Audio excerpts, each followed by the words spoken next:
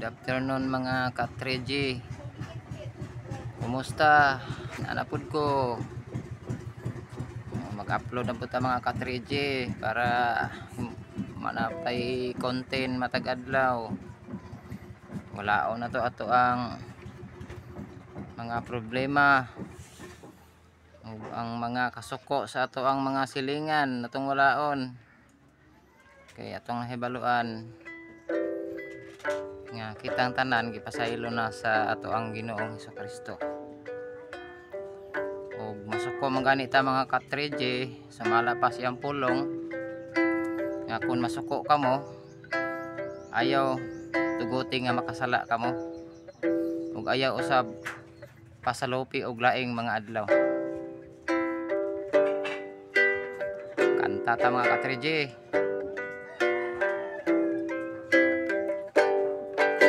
Sukad ako na hibalay sa tiilan sa Ginoo,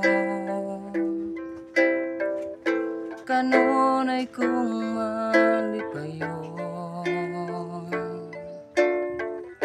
kay siya ang akong naangkon sa kadugay sa panahon. Si Kristo akong naangkon, dawat sa Diyos,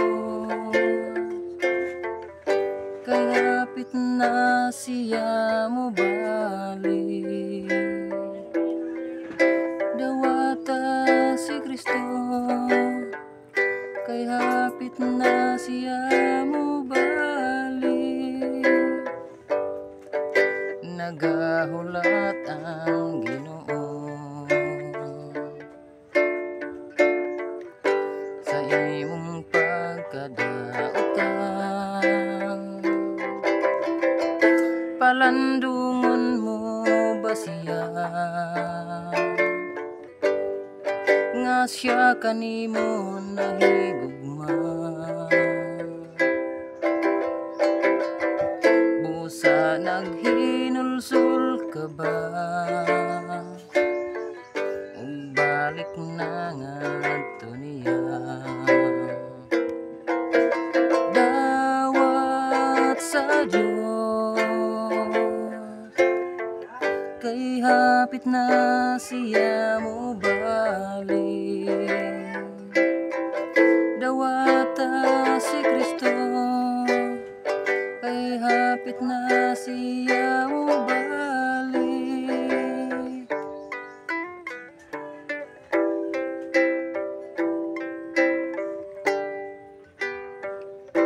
Daghang salamat mga ka-3G.